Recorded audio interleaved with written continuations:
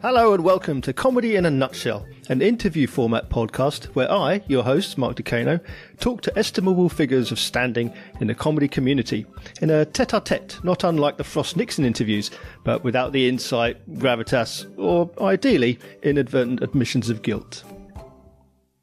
I love talking to the people in comedy about comedy, and if you like to hear what they have to say as much as I do, then please like, subscribe, rate, review and share the podcast. Thank you. My guest this episode is a man of many hats with an enviable CV. You've seen him on television, you've heard him on the radio, and you've read him in the newspapers. As well as being a guest and presenter, he's a mental health campaigner and best-selling author. But I know him best as award-winning stand-up comedian, Dave Chawner. Hey mate, can you hear me all right? I can. Hi, how are you doing? Perfect. Yes, wait a second. Yeah, all good, Tom. Thanks for joining me. I really appreciate it. Not at all. If you're happy and you're ready, we'll jump in. Great. So tell me about comedy growing up. Was it an early influence on you?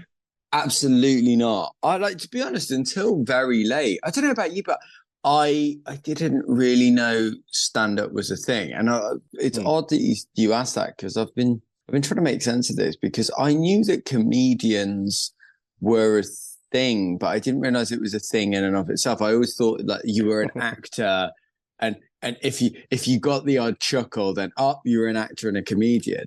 And I think the first time I ever became properly aware of stand-up was I remember at a house party, people really used to like Lee Evans, and I was at one house party and it was on in another room. But it was the real one that I kind of like sort of say now is I remember one of my mates came to me in the playground. And he was a mate, but he was like more of an acquaintance. It's really odd. And Carter came up to me and he went, mate, have you heard of Peter Kay? And I was like, I don't know who that is, what you were on about.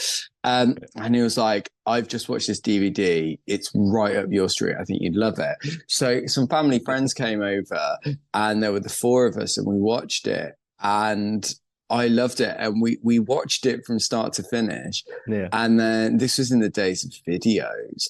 And we loved it so much that we rewound it and watched the whole thing straight through again. And it was only really when I went to university that I ever went to my first comedy club. Yeah. So in terms of like stand-up as a medium, I was very unaware. I didn't know that it was a thing. But I think in terms of like habitual kind of humor, my dad was always the joker. My dad always liked to tell beautifully dad jokes. Yeah. I don't think in my entire life I ever heard my dad say not too bad. He would always answer with not three bad. And that's the kind of level that we're talking at, which is brilliant. Yeah, classic dad. My dad was the same. I know that story. Yeah. How did your comedy career begin? Because that kind of nicely leads straight on, because I suppose I went to university and I went to this comedy club and it was like £3 and it was on every 2 weeks and I'd never been before. And I went and I just loved it. And I think the thing that really got me about going to a stand-up club was there was the excitement and the enjoyment and the preparation before, like people seem to enjoy with club nights. Of you might go to someone's house, you might pick someone up on the way or have a pint before, and you'd get there, the doors would open at 7, you'd have a pint, you'd have a chat, and then the first act would go on. And the thing that I loved about it was such an easy night, because there's always something to talk about, because you talk about looking forward to it, then you talk about the first act, then you talk about the second act, and then the headliner comes on. And then when you've finished, and the thing that really lasted with me was that when the gig had finished, everything felt manageable, everything felt doable, achievable, nothing felt scary. And I think for a sort of quite an anxiousy sort of person, I just loved that opportunity. Everything sort of felt silly, and I became addicted to this comedy club, and I started bringing more and more mates. And it was only when I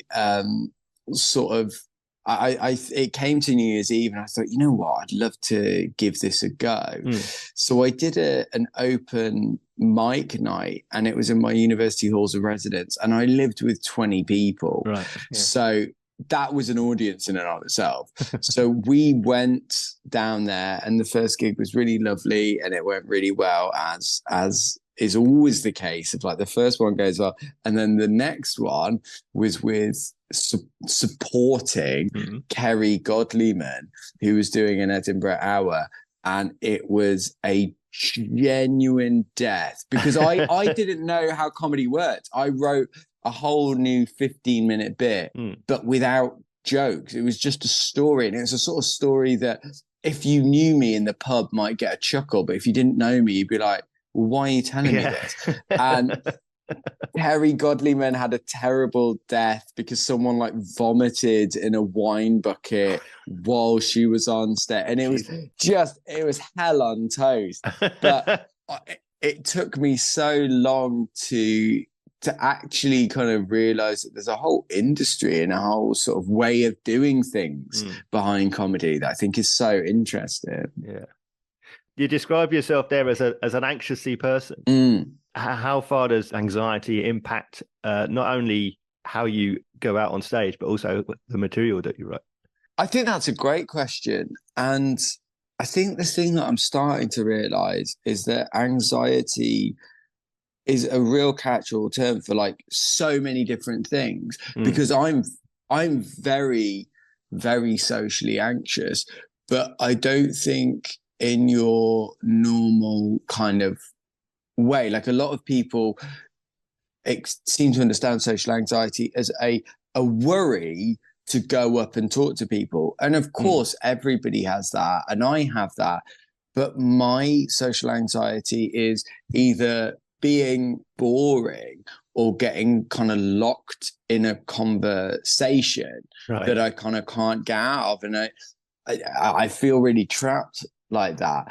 And so I think that really influences, like when I'm doing stand-up, if I'm nervous about a gig, I always used to say I'd never get nervous before I go on stage. But yet again, I realized that like actually my nerves don't manifest in I'm shaking and pacing. I just become obsessive about times and be like, well, I was meant to be on at 8:10. It's now 11 minutes past 8. What's going on? And I become almost quite autistic about like, yeah, but the time's gone. They're overrunning. What's going on? Yeah. Sort of thing. And it takes quite a lot. And it's something that I'm really, really trying to focus on. It takes a lot for me to feel comfortable and settled on stage.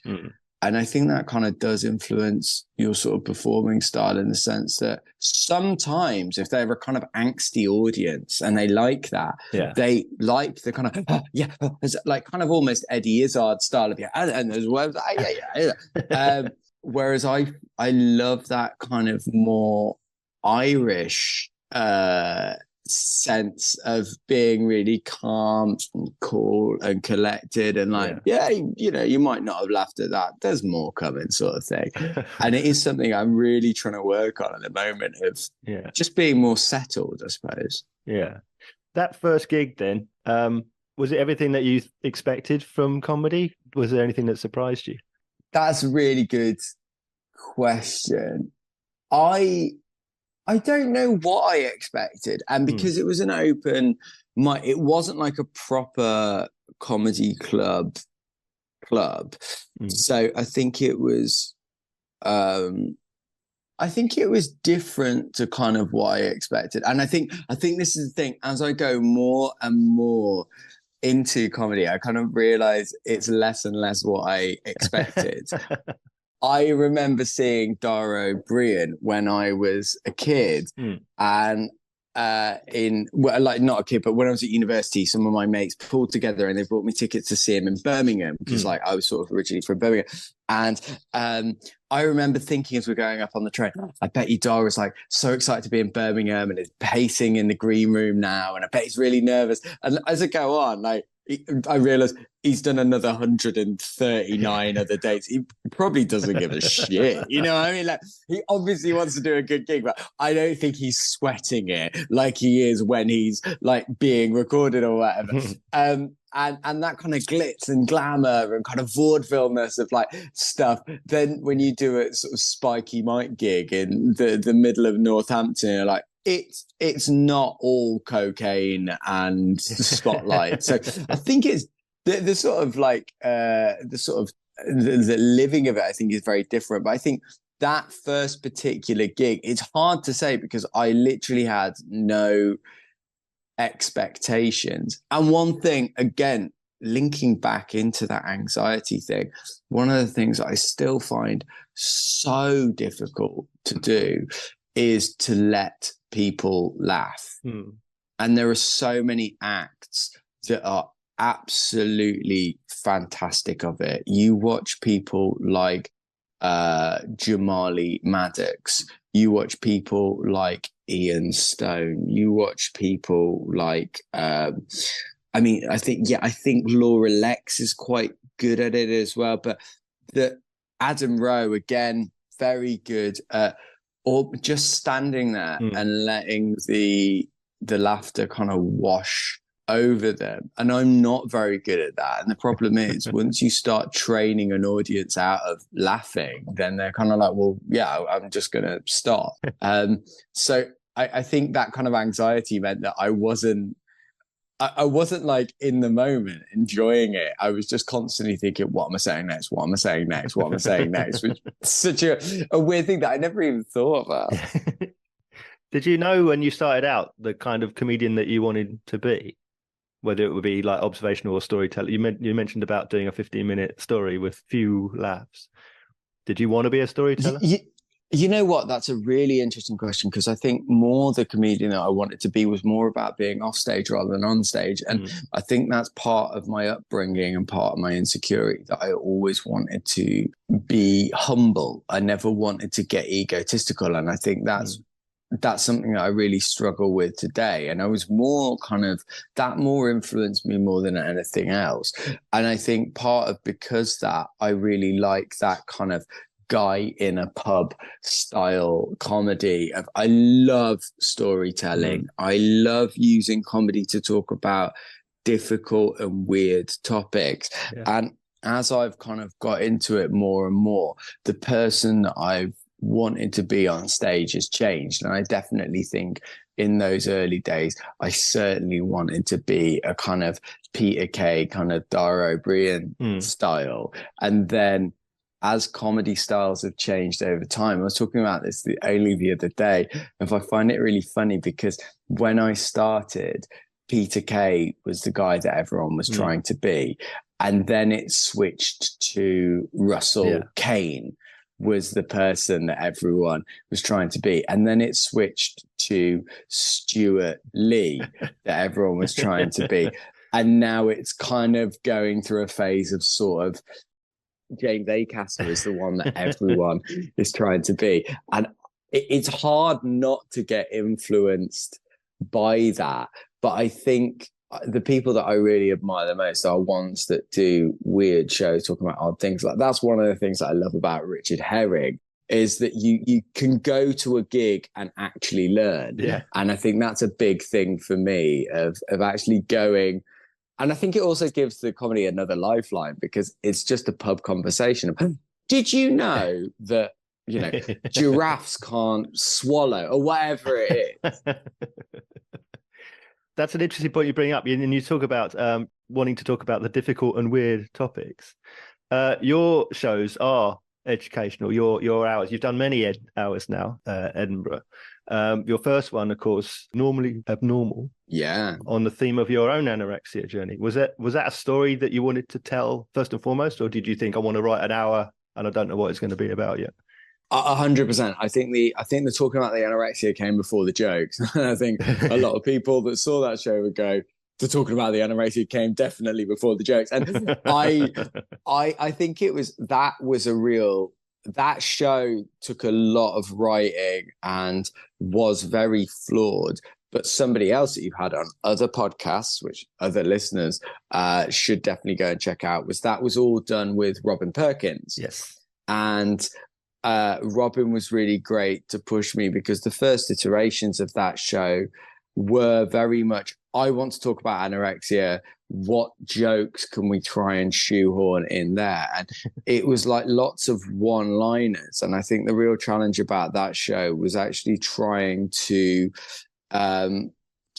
make a topic that I wanted to talk about, trying to use storytelling, humor, in order to do that. And the irony is that's not the show that I liked the most. It's not the one that I'm proudest of, yet it is the one that I'm always still trying to perfect, because for me, my raison d'etre was always to talk about mental health in comedy. And if I could be known for one thing, if it could be to be the mental health stand-up guy, that I would die a happy man. That's what I want to do. It's not really fame, it's not fortune, and don't get me wrong, like I ain't gonna turn those things down, but I'm not chasing fame. I genuinely, if I could be known a small circle as the guy that talks about mental health on stage, I'd be very happy with that. Yeah. Off the back of that, you gave a TED talk about the subject, and also you're now a best-selling author with your book Weight Expectations, basically again tackling the same subject. You're a mental health campaigner. You're a writer for newspapers, magazines, guest and presenter on TV and radio. I mean, you talk about not wanting to be egotistical, but you are at the forefront of all of these things. Where do you see yourself? Where do you sit? Are you a comedian who does campaigning? Are you a mental health campaigner who is also a writer? I think that's really interesting, because I think there's two answers to that. One is that is something I still really struggle with, that unfortunately in this game you do have to self-promote, and in this game you do have to do those things, and I still get really queasy and uncomfortable about having to do that. So I think that's where I kind of sort of sit on that stuff. It is really difficult to sort of do that.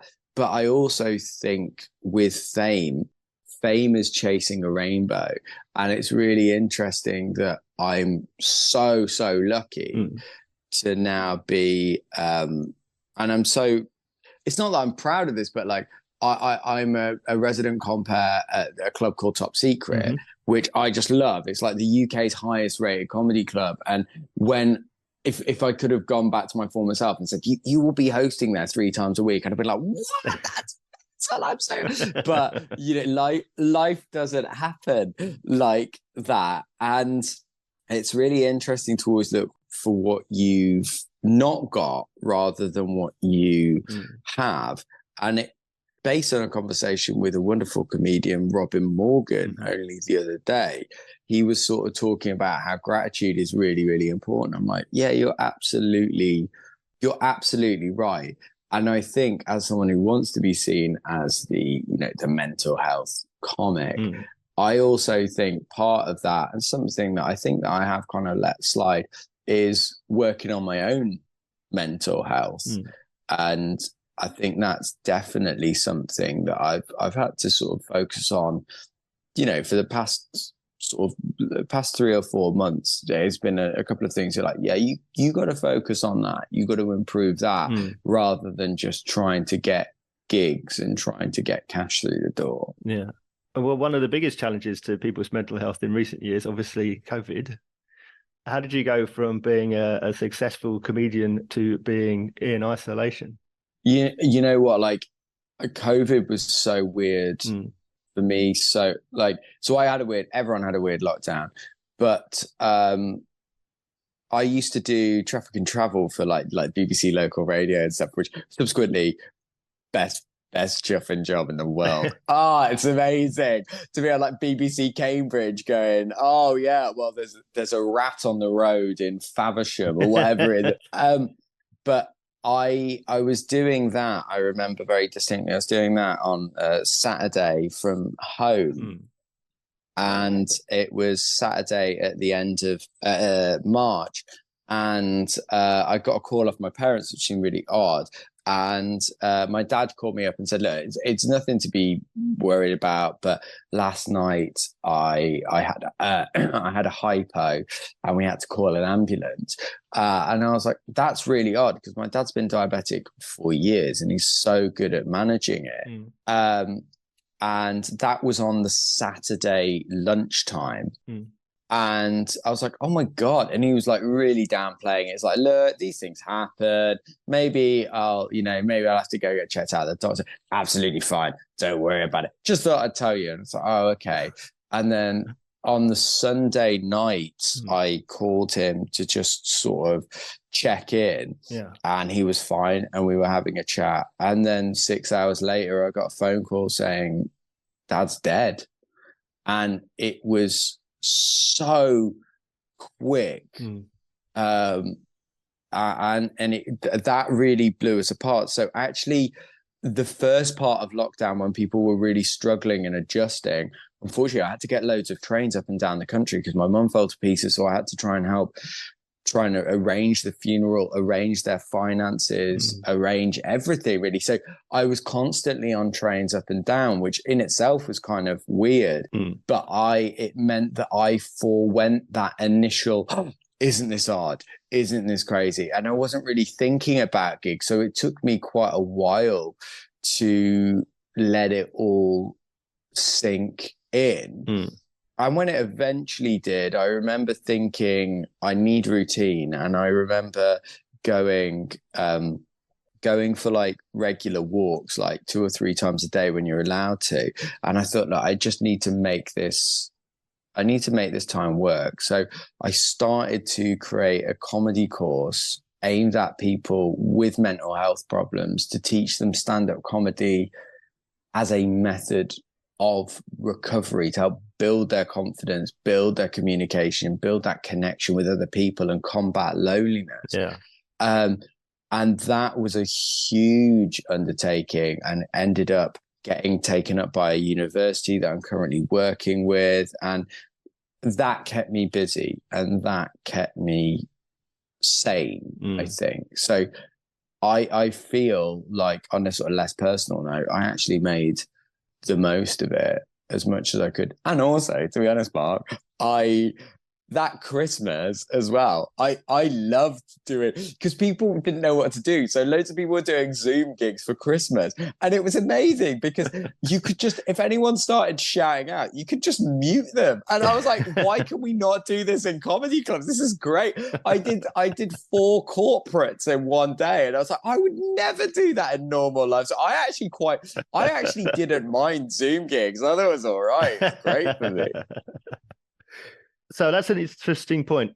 So with the passing of your dad, sorry about that, my sympathies. At what point does that, or has that, become a subject for comedy? Brilliant question. The answer was I was very staunch. Absolutely not. And then the last show that I did actually ended up talking about dad dying. Very hack in comedy, the Dead Dad show. But I think it was interesting because I learned from that first show that actually it became a tag on rather than a topic in and of itself. And the show that I ended up talking about my dad was because, and it's still absolutely true, was that I later found out that the show was all kind of essentially based on the last conversation that I had with him. And the last conversation I had with Dad was something you need to know is a year previous, we've been on this app called Borrow My Doggy, and Easter is a big thing for our family. And we'd taken this dog that we were looking after up to my parents, and we had the best Easter ever. And it was incredible. And it was just amazing. It was genuinely brilliant. And the last conversation that I had with Dad was because it was on that Sunday and I didn't know he was going to die. I didn't know he was ill. Yeah. You know, this is the thing. We didn't realize he wasn't displaying, like he wasn't labored breathing.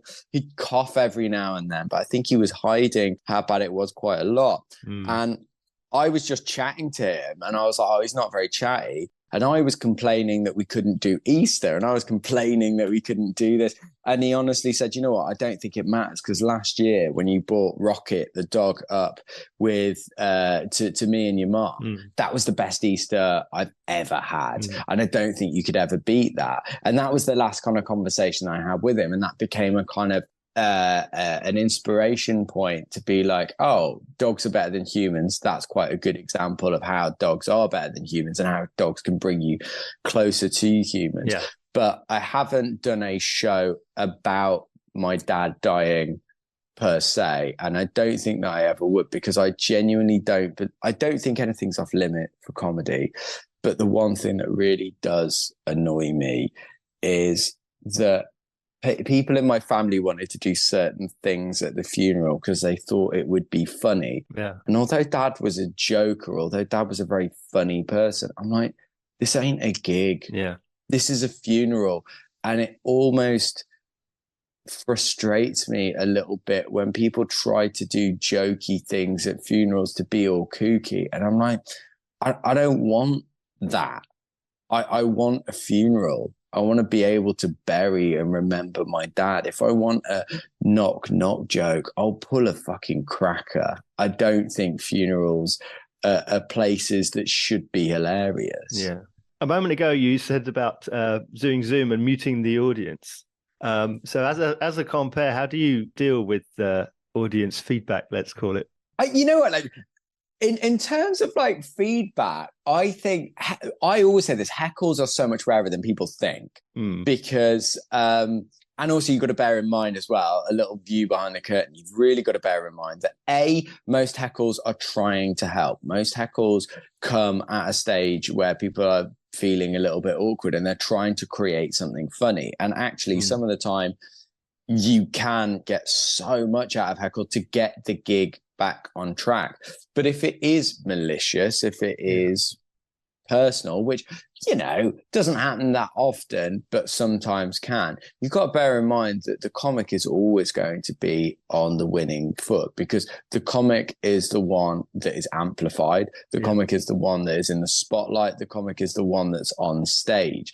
And it takes a lot of time and experience to kind of realize that sometimes you can just kind of wait that out and let somebody kind of have enough rope to hang themselves. For me, in terms of audience feedback during a gig, the worst thing by far is just chatting to your mate. And what's almost sometimes worse is I did a Saturday night gig and they were so pissed up. And there were these people from Newcastle who kept on saying, oh, we go to the stand all the time. We completely understand comedy. And I hate to say it, but they really didn't, because after every single joke, after every single story or routine, they would then go, hey, that's like Brenda does, isn't it? Oh, do you remember when Brenda did that? And it's not malicious, but it killed the gig because everyone around them was getting annoyed. All the comics are going, sorry, what's going on over there? And to me, that's 1,000 times worse than someone just shouting out, yeah, your mom, you know? Mentioning about anxiety, you talked about dealing with challenging topics and things like this. Where do you feel actually more comfortable in yourself, being an MC or doing your challenging material? 100% MC. Love being an MC. Like I would, which is kind of rare on the circuit, that I would choose being an MC rather than being a middle or open any day of the week. But so I definitely think I feel more comfortable in club sets and MCs. But ironically, and I never thought I would say this, but I prefer doing an hour-long show than doing a club set. I feel so much more comfortable doing longer, more personal routines, with the caveat that the people have chosen to be there, because I've done a couple of like Edinburgh previews where people will just buy tickets. They're like, oh, I don't know what we're going to, but yeah, it's just some previews. And they turn up. And that's really difficult to turn up to a show where there's like a group of, you know, 4 pissed up guys from Scunthorpe, like, hey, let's have a laugh. And you're like, here's my mental illness, or here's about my circumcision, or here's about my dad dying, or the history of Western philosophy. They're like, who the fuck are you? What's going on? So as long as people know what they're getting, I much prefer doing hour-long shows. Yeah, it must be interesting. As a storyteller, you need the time to flesh out the story.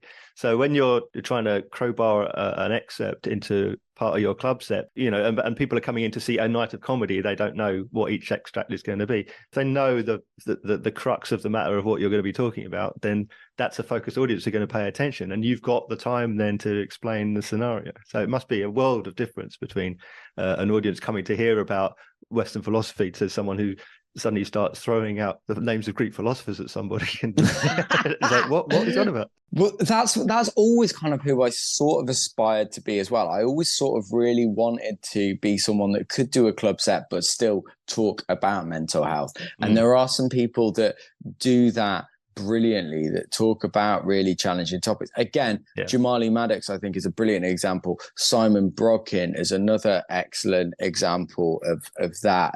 And to a lesser extent, Richard Herrings and John Robbins, who actually can do a club set and be bulletproof funny, but talk about loneliness or talk about being broke or divorce or whatever. And I am still trying to work on being able to do a club 20 at a weekend, but actually still talk about not philosophy. I mean that is pretentious even for me, but mental health, I think, is a good topic to talk about.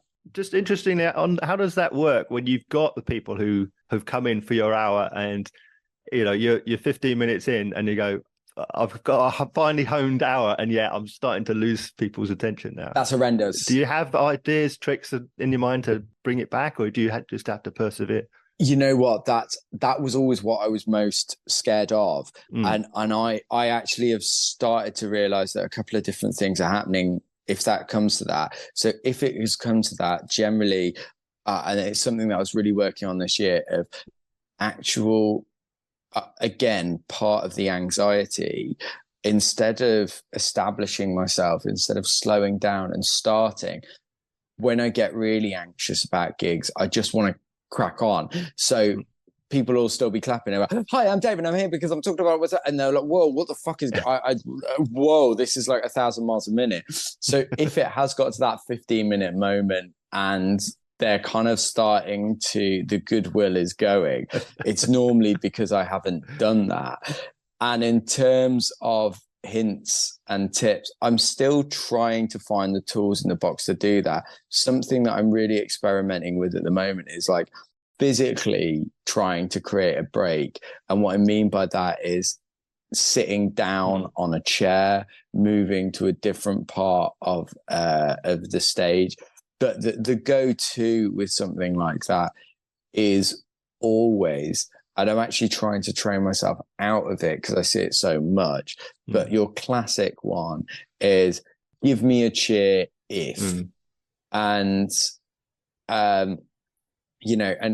and that kind of annoys me, because especially like in the show that I'm working on at the moment, in the history of Western philosophy, give me a cheer if you've ever heard of Anaxarchus. It's not really going to lift the room, but all you're trying to do there is just reestablish that connection, and that is what in those moments, that's what you need to do, is reestablish that connection with the audience and go like, oh, by the way, I am listening to you, and I can hear that you are not listening, that you're not laughing, sorry. So let's talk about this year's show then, philosophy.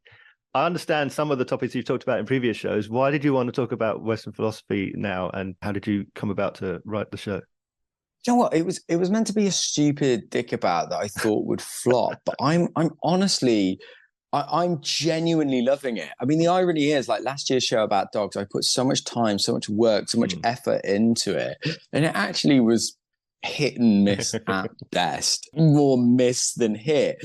And I think I'm trying to have more fun with stand-up at the moment. So the topic came about because I did study philosophy at university, and without a doubt, far and away, people that study philosophy are easily, without breaking a sweat, some of the funniest people I have ever met. And I was like, I want to try and tap into that. And the problem with that is I started talking to more and more mates. Well, actually over lockdown, I started to talk to a lot of my course mates, and we started talking about all of these things. And what kind of made me realize is that philosophy has a really bad rep. People think it is sort of upper middle class white men walking around in cheesecloths and cravats talking about things that happened 4,000 years ago. And as the pandemic crawled on, more and more people started to doubt the existence of COVID. a lot of people started to just say that scientists were lying. And then you've got the anti-vaxxer movement. Then there was the whole Donald Trump insurrection thing where people were turning their noses up at bold facts. And it really started to scare me that I was like, it worries me that that's more on the right wing, but equally on the left wing, I do think that we are not completely without blame of certain topics. People are being told what to think about them rather than analyzing the arguments around them and going, does that make sense to me? Can I see where they're coming from? Do I entertain and respect that opinion? Yeah. And so it kind of bloomed out of those two things of chatting to my mates about philosophy and go, wasn't that a laugh? Do you remember that lecture when? And a genuine fear that these critical thinking skills are dying. And moreover, that these critical thinking skills are only being given in private schools where people have incredible education. And I think that philosophy is absolutely open to everyone. It doesn't mean that you have to use long words. It certainly doesn't mean that you have to come from a rich family. And it's trying to get a little bit of a foot in the door to whet that appetite to go, you know what, this isn't as pretentious as I thought. And these are actually things that I can use in my day-to-day life. Yeah. It's interesting, again, for me, I saw philosophy as a work in progress. I loved it. One of the things that did strike me, however, is that there are a few jokes I've noticed, and then obviously a few other people in the audience didn't pick up on the reference points. And then that made me then start to think, hang on, how many jokes have I missed? Are there a lot more jokes in this than I realized that there were? And not that there weren't plenty of jokes that I was getting, but I sort of think, hang on, now I feel like I need to write down everything and then sort of check the reference point. I see that as a failure of me, and I'm trying to train myself out of like commenting on people's laughter. I mean, I always, it really annoys me, and I hate to say this, but you get this a lot in Edinburgh when people say about the reviewers of like, did you get like, has the review come out? Yeah, I got a bad review, and it's like, oh, they didn't get it. I'm like, no, that's your job. It's your job to commit. Like, you would never turn in an essay at school and get a bad mark and go, yeah, the teacher didn't get me. It's like, no. It is fundamentally your job to explain yourself to the teacher. So, but equally, and there are a couple of jokes in there that are for nerds, and I quite like that. And again, it's this Richard Herring sort of style thing of acknowledging nerds. And there's genuinely one of my favorite jokes was actually given by the brilliant comedian Beck Hill, and it came out of a new material night where I was trying to explain about Socrates, and I was basically trying to rubbish Socrates. And I started off by saying, like, everyone thinks Socrates is, the big dog, but I actually don't think he's that intelligent because of X, Y, and Z. And she came up to me afterwards and said, when you said I thought Socrates was the big dog, I just instantly thought, no, that's Cerberus. And I was like, that's such a funny joke. But obviously, if you don't have an understanding of Greek mythology, you don't get it. But I do quite like little silly jokes like that. So yeah, I get that one in. That was very much the joke that I had in mind when I said that.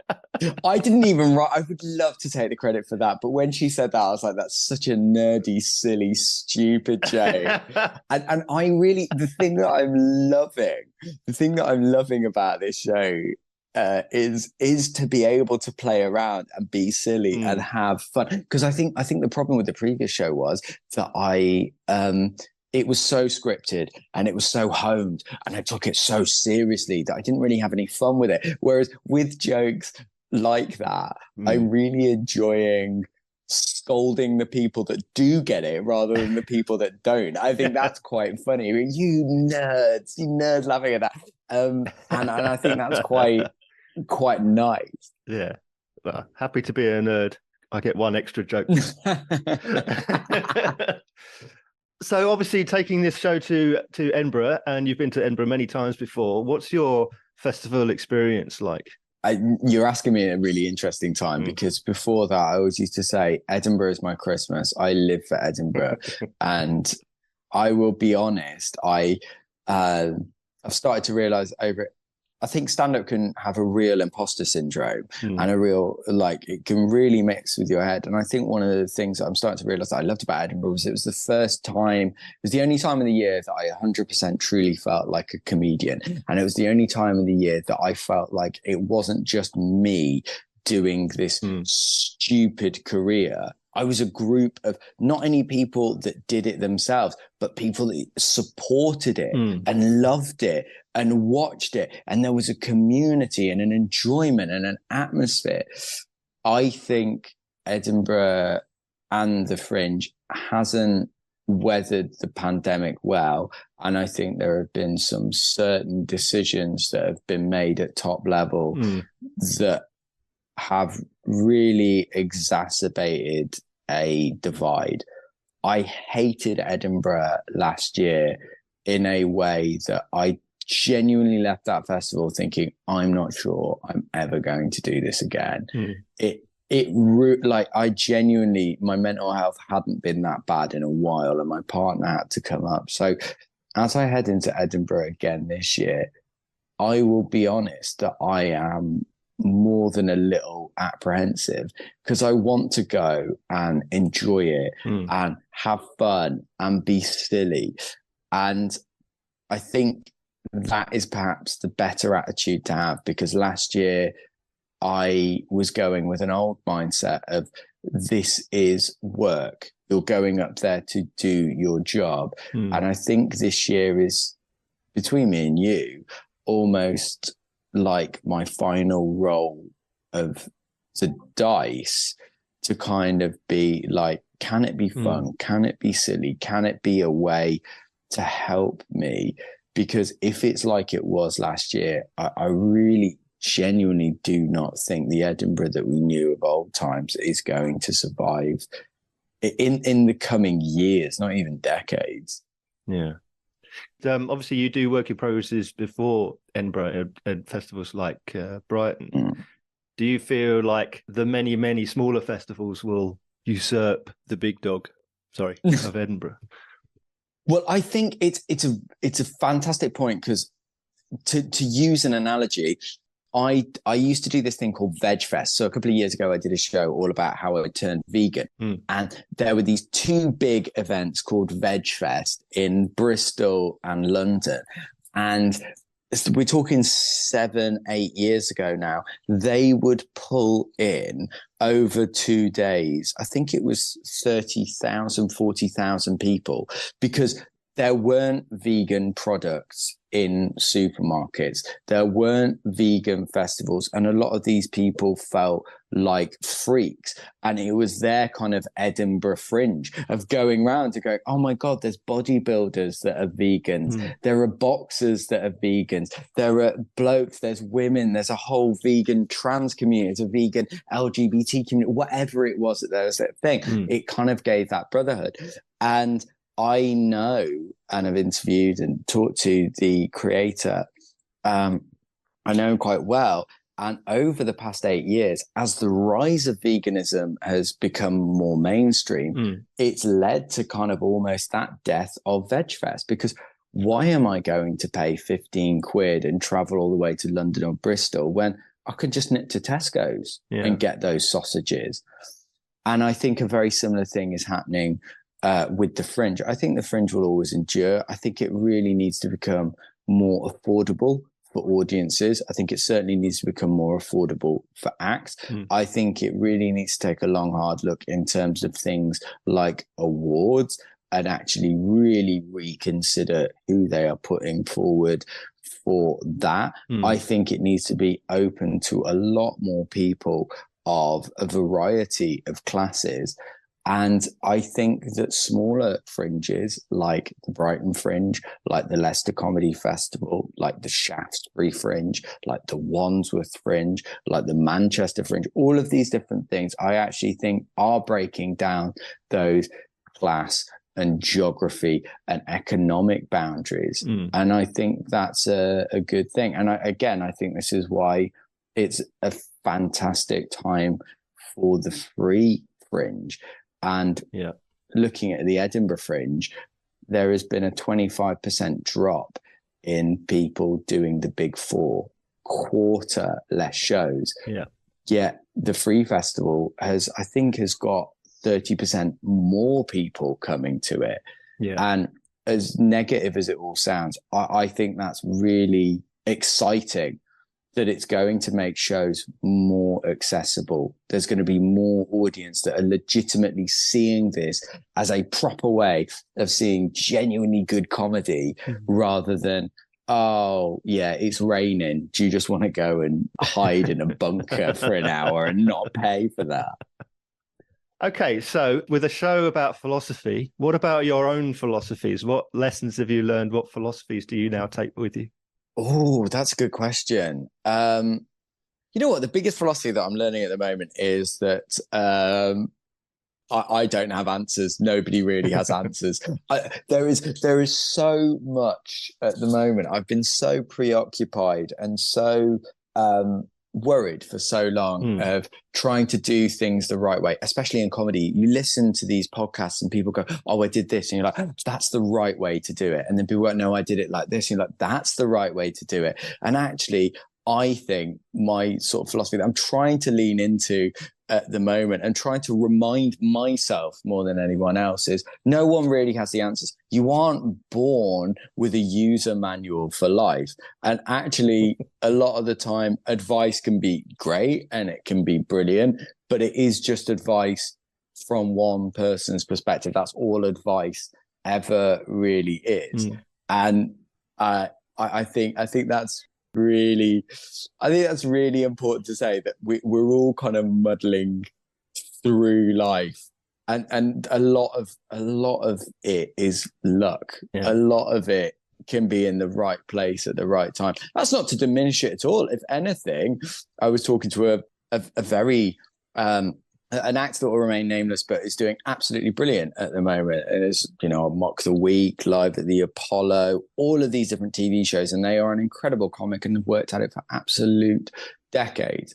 But even they admit, they're like, when I got Mock the Week, I only got it because someone dropped out and they'd seen me the night before. And they're like, a lot of this is luck. And I think I don't think that's a bad thing. So I think once you sort of start to remember that, because I see so many comedians and people in other jobs, of course, as well, driving themselves mad by going, I want to be there, but I'm not. What is it that's holding me back? And that's exactly to go back to that conversation that I had with Robin Morgan. And I was like, he's bossing it at the moment. And I was like, are you enjoying it?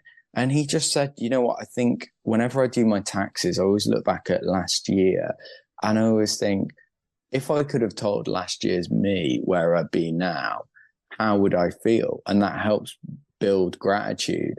And I was like, that's a really lovely way to be. So I'm trying to kind of nurture that gratitude and focus on what I've got rather than what I want. Easier said than done. So let's see what you have got then. What have been your best and worst gigs so far? Great question. I mean, ironically, I feel like I could fill a book with worst gigs. But even like the worst gigs are not always like the ones that you would think. I don't think I've had like one standout absolute shocker of a gig that instantly comes to mind. I mean, there was one the other day. Well, no, I'm not going to tell you that one. There are certainly situations where I could like dealt with things better. And you know what? Like, actually, this is why it's kind of mundane for me. Of like, shocker gigs are just gigs that I don't really enjoy. the worst gig that I think I've done is I did a gig in Glasgow where they do this gig and it's burlesque dancers for 2 hours and a comedian for 20 minutes. But when I say burlesque, it's not like burlesque as in like very sensitively and suavely done. It was literally girls with their nipples out. Like that was, and so you've got 100 Glaswegians that are as horny as hell. And I don't know why they booked me, to be honest, Mark, because like they're these guys that are like as horny as hell, and then a little English guy going on stage. And not only did I die, they tagged me in the photos afterwards. And genuinely, and I can show you the photo, there is a picture of someone on the front row who is asleep, during one set. And like, that is so much worse than any heckle that I have ever got. So I think that would probably be my most shocking sort of but in terms of good gigs, it's really weird because it's not actually like normally the gigs that you think, oh my God, I'm going to be so, this is it. This is why I do it. They're ones that really sneak up. And I'd say one of my favorite gigs was actually doing Normally Abnormal at the Brighton Fringe in a brilliant room that no longer exists in the Hobgoblin. And I remember it was a Saturday. I was so lucky that the show had gained a little bit of traction and I'd actually got people standing up because all of the seats were filled. And I remember feeling so comfortable on stage. And it's very rare that I ever feel, oh, I've got them in the palm of my hand. And I just remember having a weird, very clear moment going, yeah, this is why I do it. This is, and that would be my favorite gig. But like, for example, doing the TED Talk, I was just constantly anxious when I was doing that. Whenever any gig is filmed, any pressure gig where you're like, oh my God, I used to go to this comedy club and now I'm doing it. I want to do well. Because you've got that in the back of your mind. I'm never enjoying it. I'm just thinking constantly, how can I do this well? How can I improve it? Yeah. It's the little gigs that really sneak up. They're the ones that are like and most enjoyable, I think. Yeah. Dave, how can we find out about you and all your good works? How can we find out where to come and see you? Bless you. Well, everything's on my website, Dave Chawner, that's CHAWNER.co.uk. And if you're interested in that comedy course, it's comedyforcoping.com. And finally, the last question I always ask, Dave, can you sum up comedy in a nutshell? Yes, comedy in a nutshell for me is good mental health. That is what it is. It is getting out with mates, seeing other people, taking challenging topics, breaking them down, seeing them as silly and non-intimidating and enjoying the failures in life. So I find it mental that more people don't talk about good mental health in comedy. But for me, simply put, comedy is the pinnacle of good mental health. Beautiful. Dave, thank you so much. It's been absolutely brilliant talking with you. Thank you. Thank you so much, mate.